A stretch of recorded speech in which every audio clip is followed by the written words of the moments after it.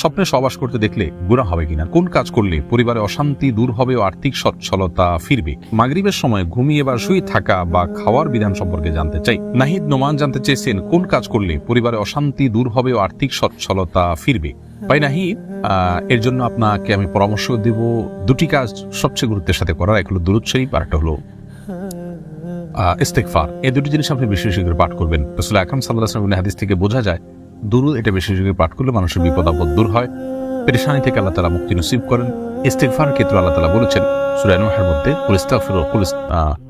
ফাকুলতু আস্তাগফিরু রাব্বাকুম ইন্নাহু কানা গাফফারা ইউরসিলিস সামাআ আলাইকুম মিদরারা ওয়া ইউমদিদুকুম বিআমওয়ালিন ওয়া বানিন ওয়া ইয়াজআল লাকুম জান্নাতিন ওয়া ইয়াজআল লাকুম আনহারা। আয়াতগুলোর আলোকে অনেক মুফাসসিরিন ইকরাম, অনেক উলামা ইকরাম বলেছেন যে ইস্তেগফার বেশি বেশি করলে আল্লাহ তাআলা রিজিক বৃদ্ধি করেন এবং মানুষের রিজিকের অনটন দূর করেন। অতএব এই দুটি আপনি নিয়মিত করবেন, সেই সাথে আপনি খুব সিরিয়াসনেসের সাথে হালাল উপার্জনের জন্য চেষ্টা করে যাবেন। আল্লাহ তাআলা আপনার সমস্যাকে দূর করে দিন। এমডি রায়হান সিদ্দিকী আপনি জানতে চাইছেন মাগরিবের সময় ঘুমিয়ে বা শুয়ে থাকা বা খাওয়ার বিধান সম্পর্কে জানতে চাই।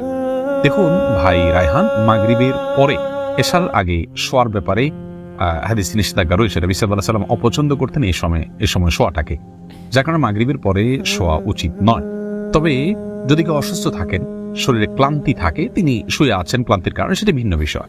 কিন্তু সাধারণ অবস্থাতে এই সময় ঘুমানো নিষেধ, কারণ এই সময় ঘুমাইলে আপনার এশার সালাত তরক হয়ে যেতে পারে। তাছাড়া সকাল এবং সন্ধ্যার সময়গুলো আল্লাহকে স্মরণ করার সময়, জিকিরের সময় যেন এই সময় ঘুমিয়ে কাটাবেন না। শুধু সামান্য একটু শুয়ে থাকা এটা ভিন্ন বিষয়, এটা ইনশাআল্লাহ নিষেধাজ্ঞার আওতায় পড়বে না। সুজন মুখতার আপনি জানতে চেয়েছেন ইউটিউব চ্যানেলে স্বপ্নে সহবাস করতে দেখলে গুনাহ হবে কিনা। না, এর কারণে কোনো গুনাহ হবে না, কারণ এটি বান্দার ইচ্ছার দিন কোনো বিষয় নয়, বান্দার ইচ্ছাধীন বিষয় নয়, এমন বিষয়ের জন্য আল্লাহ তাআলা বান্দাকে পাকড়াও করবেন না। এমডি সোহাগ খান জানতে চেয়েছেন একা নামাজে একামত দেওয়া জরুরি কিনা। জি ভাই, একা নামাজ পড়লেও আপনি যখন একাকী ফরজ নামাজ আদায় করবেন, একামত দিয়ে নামাজ পড়বেন, এই উদ্দেশ্যে কেউ চাইলে আপনার সঙ্গে এসে যোগ দিতে পারে জামাতে।